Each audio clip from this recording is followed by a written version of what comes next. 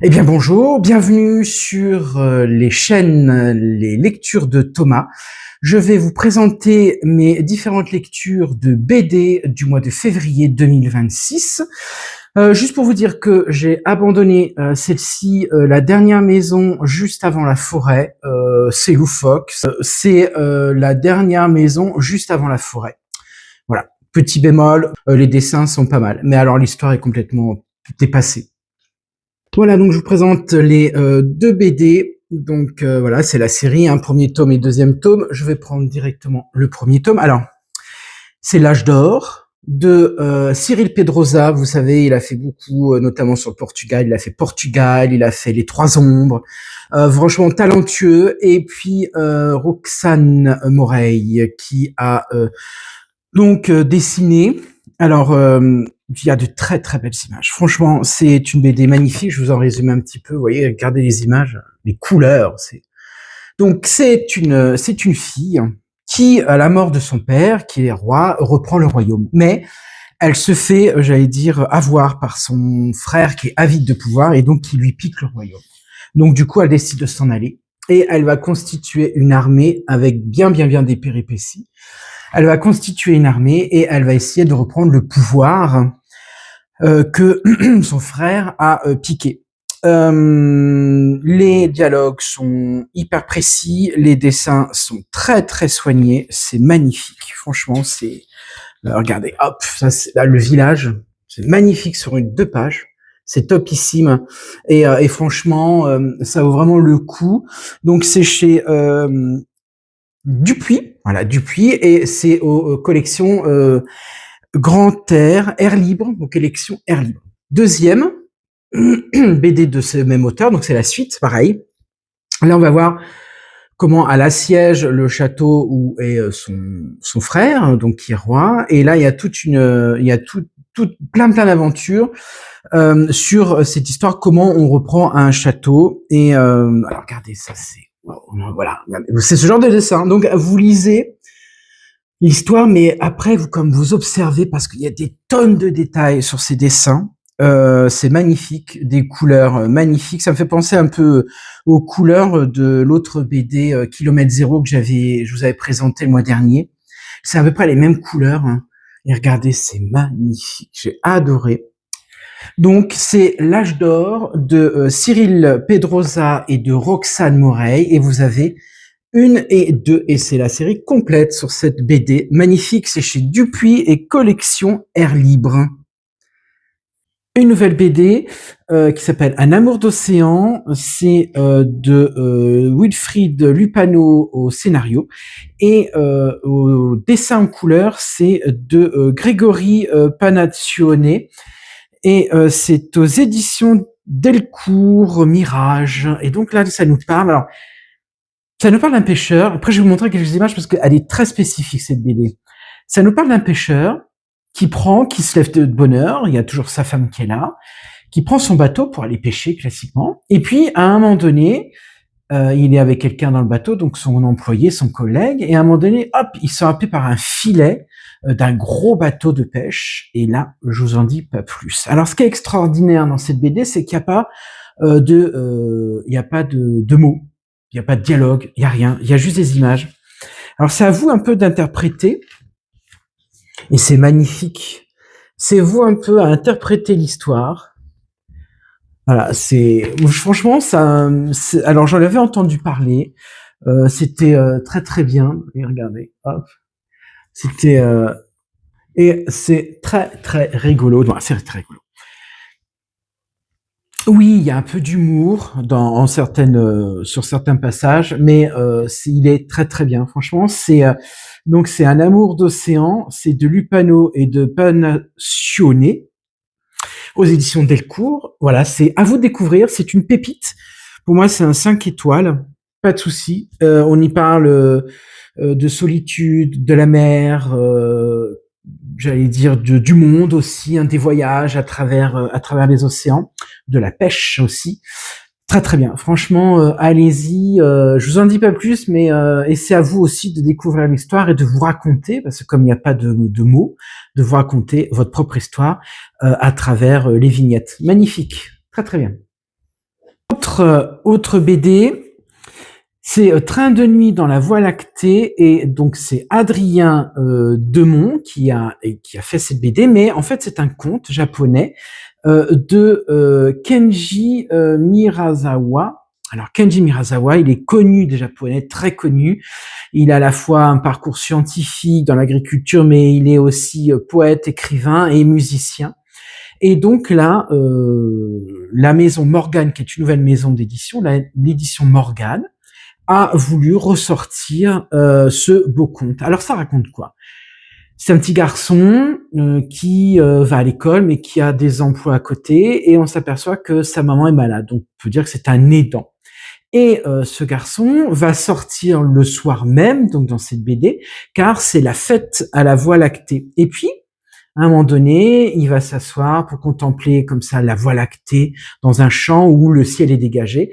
Et là, pouf, il monte dans un train, et ce train part dans la Voie lactée. C'est un conte pour enfants. Tous les petits Japonais l'ont déjà lu et savent de quoi ça parle. C'est magnifique. Les images sont top. C'est vraiment un 5 étoiles également. Décidément, dans cette BD, dans cette vidéo, il y a beaucoup de 5 étoiles. Mais ça, c'est waouh. Ça vous prend, ça vous emmène. Vous retrouvez votre enfant intérieur. Il y a des moments difficiles, il y a des moments de beauté, et le dessin est magnifique, magnifique, magnifique. Je vais vous en montrer quelques planches, mais pas tout vous dévoiler. Regardez quoi, c'est waouh, c'est top. Moi, je trouve ça très très beau. Voilà, alors il y en a plein la BD, les éditions Morgane. Merci à vous parce que vous nous faites vraiment là, cette BD est magnifique. Il y a pas d'autres mots. Regardez, je vous montre également. Regardez, ça c'est les couleurs, les visages. Alors donc on dit de Kenji parce que ce qui est intéressant, c'est vous avez à la fois à la fin du livre le mot de l'auteur pas de l'auteur, mais de l'auteur de la BD, donc du dessinateur et du scénariste, hein, c'est la même personne. Donc je vous rappelle le nom, c'est Adrien Demont. Et vous avez aussi la biographie de Kenji, donc Kenji Miyazawa. Et donc Kenji, on nous annonce en fait que il a vécu jusqu'à 37 ans, début du siècle dernier, et donc quand il a écrit ce livre, donc ce conte, entre 24 et 27 ans, dans cette période-là, il perdit sa sœur. Et donc on dit que l'une des protagonistes à l'intérieur serait peut-être la sœur, et le petit personnage principal, donc le petit gamin que je vous ai parlé tout à l'heure, et c'est peut-être lui. Voilà. Et toute cette BD, franchement, allez-y, hein, c'est une claque. Hein. Honnêtement, vous allez prendre une claque à travers à la fois le conte, mais aussi les dessins. Ouais, bravo, hein, bravo à Adrien Demont, bravo aux éditions Morgane, très très beau. Allez-y, hein, c'est top. Je répète, mais j'ai pas de mots en fait. C'est un peu compliqué, mais c'est puissance 10 000, quoi. C'est fou. Donc c'est, je répète, le train de nuit dans la Voie lactée, c'est d'Adrien Demont, d'après le conte de Kenji Miyazawa, et c'est aux éditions Morgane, qui vont bientôt publier leur deuxième BD. Ça parle de procès, mais on y reviendra un petit peu plus tard. Autre BD, Soli Deo Gloria, qui est chez Dupuis, et donc les auteurs sont Jean-Christophe Devenay et dessin Édouard Cour. Magnifique, c'est un 5 étoiles. Alors on va suivre en plusieurs chapitres, en plusieurs du moins, cours de leur vie, deux jumeaux, donc frères et sœurs. Vous avez Elma et puis Hans. Et Elma et Hans, qui est issue d'une famille modeste, très pieuse, parce que, alors, on nous dit pas le siècle, mais on pourrait se situer au 15, oui, peut-être 15, 16, 17e siècle. Je suis vaste parce que j'ai pas de date. Et donc, on va suivre ces deux personnages. Ils sont nés dans une famille pauvre, mais très très croyante, au fin fond d'un village. Alors, on pourrait penser que c'est l'Allemagne. Bon, voilà, si on devait mettre un pays. Et puis, suite à, ils découvrent qu'ils peuvent chanter. Ils découvrent qu'ils peuvent jouer d'un instrument, mais bien sûr la religion l'interdit à l'époque et ses parents très pieux interdisent ces gamins de faire quoi que ce soit au niveau musique. Puis un jour ils s'évadent parce qu'ils en ont marre, ils vont en forêt et là ils reviennent, ils voient leur maison brûlée et ils voient aussi leurs parents assassinés, leurs frères et sœurs également et là, bien sûr, s'ensuit une aventure. Alors, je vous raconte pas tout. Ils vont être pris en charge par un orphelinat, par un maître de musique reconnu de l'époque, et ils vont même aussi interpréter. Donc, lui, il écrit et elle chante, interprété auprès du pape de l'époque. Voilà. Et là, c'est toute une histoire. C'est super bien dessiné. Le scénario est d'enfer. J'ai mis 2 heures à lire la BD tellement qu'il y avait de renseignements. C'est magnifique. Alors, tout est en gris, noir, blanc. J'essaie de trouver, comme d'habitude, quelque chose à vous montrer. Et quand il joue de la musique, il y a de la couleur. Vous voyez, regardez, je vais vous montrer celle-ci. Hop là, regardez. Ça, c'est magnifique. Vous voyez, il y a de la couleur. C'est très très beau et on suit comme ça ces deux. Alors ils vont être séparés, ils se remettent, ils se séparent. Voilà, c'est la vie quoi. On suit vraiment la vie dans la musique. Alors il y a beaucoup de religions, bon parce que c'est l'époque, hein, donc je pense que les auteurs ont voulu remettre au cœur parce que la musique n'était pas profane mais était plutôt religieuse. Donc ça c'est l'histoire de la musique, intéressant aussi. Et franchement c'est très très beau. Il y a beaucoup de pages, c'est magnifique, les dessins sont top. Il y a des dégradés, comme je vous disais, de couleurs. Regardez, donc là, c'est le frère et la sœur, ici, vous voyez. Voilà. Ça, c'est dans les jardins du pape. Voilà, pour pas tout vous dire. Mais franchement, on a envie tellement d'en raconter parce que c'est judicieux, c'est bien écrit, le scénario est superbe. Et franchement, donc, alors, Solis do Gloria, ça veut dire, avec ma petite anti-sèche, à Dieu seul la gloire. Et là, tout résume le livre avec ces deux enfants, ces deux jumeaux orphelins qui ont su à la fois écrire de la musique et à la fois le chanter. On y découvre aussi, on y rencontre Stradi. C'est très très beau. Franchement, à lire, c'est Chut Dupuis. Et donc les auteurs, c'est Devenay et Cour. Autre BD, donc c'est une affaire de caractère de François Hérold et donc c'est édité chez Delcourt. Là, on est dans un village d'écrivains et il y a un meurtre. Alors on voit un inspecteur qui arrive. Alors c'est marrant parce qu'il y a toujours la thématique de d'un transporteur en fait d'un fabricant de lettres. Donc A, B, C, D, et on le voit à travers le village sur pratiquement 2 ou 3 pages. Et c'est lui en fait le fil conducteur. Avec l'inspecteur, donc ils discutent, ils en ressortent, voilà. Et il y a beaucoup de dialogues. Il y a beaucoup de dialogues. Et là, on va suivre cet inspecteur qui arrive et qui mène l'enquête suite à un meurtre, je l'ai pas dit, suite à un meurtre d'un écrivain qui est un excellent orateur, parce qu'il y a bien sûr, dans ce village d'écrivains, il y a des joutes. Voilà, et l'oralité est au cœur du village. Alors, voilà quelques planches. Alors j'ai trouvé, alors je pense que c'est l'une de ses premières hein, au niveau de cette BD de François Hérold, et j'ai trouvé voilà dessin simple, voilà et histoire, je vais dire simple. Voilà, donc ça date de 2014, c'est certainement ses premières BD. J'en garderai pas un souvenir impérissable, mais il faut quand même les lire parce que c'est partie de l'historique de la BD. Chaque BD que vous lisez fait partie d'un historique bien précis. Et là, donc, c'est bien sûr la BD franco-belge avec une histoire de caractère. C'est chez Delcourt et c'est de François Hérold. Autre BD, donc c'est les Peasleys. Et les Peasleys, en fait, c'est quoi? C'est un mélange d'ours polaire, donc blanc, et mélange d'ours brun, les grizzlies. Et donc, ça fait un peu un ours à demi-tonte, voilà, du marron et du blanc. Donc là, on va suivre, en fait, à Paris, un jeune qui, à la mort de sa mère, récupère ses frères et sœurs. Donc, en fait, ils sont 3 avec lui, et lui, il occupe le métier, il conduit, donc c'est un chauffeur VTC.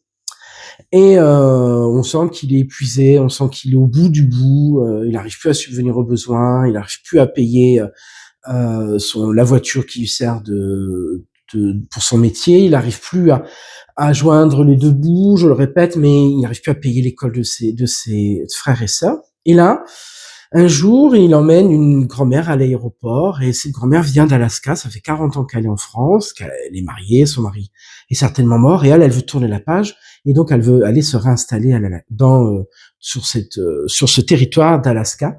Et il arrive quelque chose, et cette grand-mère, elle dit, bah, vous venez tous avec moi, et ils partent tous en Alaska. Le voyage est un peu épique, ils arrivent en Alaska, et là, ils découvrent beaucoup de choses, mais ils découvrent surtout les enfants, donc les trois, découvrent la vie des autochtones, et puis la vie, la chasse, comment on allume un feu, quels sont les dangers potentiels avec les ours. Et puis on voit aussi, c'est surtout important, et l'auteur que Jérémy, je l'ai pas dit, Jérémy Moreau, nous montre aussi le changement climatique. Et là, ça va influencer sur ces femmes et ces hommes qui habitent un territoire, j'allais dire naturel, mais qui devient plus aussi naturel que ça, parce que le réchauffement climatique fait que les neiges fondent plus vite, les migrations des animaux sont plus tôt, et il y a tout un détail, et c'est très très bien fait. Et là, Jérémy Moreau nous explique franchement quelles sont les difficultés de ce peuple qui est sur ce territoire, notamment avec la violence, l'alcool, le non-emploi, etc. Et c'est vraiment, il y a plusieurs thématiques, c'est très bien foutu. Franchement, j'étais agréablement surpris, je m'y attendais pas. Je vais montrer quelques planches. Alors, c'est toujours des couleurs flashy comme ça, moi j'aime beaucoup. Hein. Ça révèle un peu... Allez, je vous montre une planche. Vous voyez, donc c'est cette dame-là qui va les emmener. Donc ça, c'est, j'allais dire, le principal. Donc c'est le grand frère qui a pris en charge ses frères et sœurs. Et puis on va découvrir comme ça, au fur et à mesure, l'histoire. Ça se lit très bien. Et c'est des planches assez colorées. Là, c'est lui, hein, le principal, c'est le grand frère. Et donc ça va nous emmener sur un territoire que les enfants ne savent pas, que même lui ne sait pas, hein. Et ça va nous raconter une très très belle histoire d'amitié, de complicité, de fraternité entre les peuples, j'allais dire, hein, même si on a quand même quelques points, et ça, merci à l'auteur de le soulever, hein, il y a quand même ce rapport aussi de blancs envahisseurs par rapport aux autochtones. Alors, c'est dit, c'est pas épilogué pendant 15 pages, c'est dit une seule fois, mais moi voilà, on a compris, et c'est très très bien aussi de situer aussi ce genre de choses à travers l'histoire de ce peuple. Vous voyez, là, on voit la montée des eaux. Donc voilà, ça fait partie aussi, je vous le disais tout à l'heure, de ce climat qui est un peu perturbé, mais qui gêne aussi les gens, les autochtones qui n'ont rien fait et qui sont respectueux de la nature et respectueux de l'animal surtout. Donc c'est les Paisley, donc de Jérémy Moreau, et c'est de Delcourt Mirage. Très très bonne BD, j'ai beaucoup aimé. Autre BD, nous avons Knack Club tome 1, qui est d'Arthur de Pin, et c'est édité chez Dupuis. Donc c'est une femme, on est au XIIe siècle. Séraphine, en fait, c'est quelqu'un qui travaille le fer et qui invente des armures. Et pour défendre son village, elle part dans le Sahara, voilà, parce que c'est en fait l'histoire se passe sur l'ancienne terre de tout ce qui est Palestine, Liban, Égypte. Et donc là, elle va constituer donc une armée de 12 mercenaires. Alors c'est éclectique, il y a des musulmans, des chrétiens, des juifs, etc.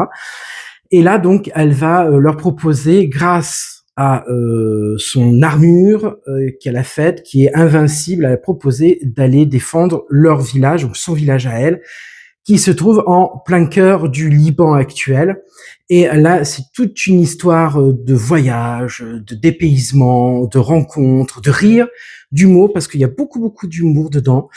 C'est un dessin actuel, vous voyez, regardez, avec des couleurs vraiment, je dirais, voilà, des dessins actuels, et pas des dessins assez, j'allais dire, académiques.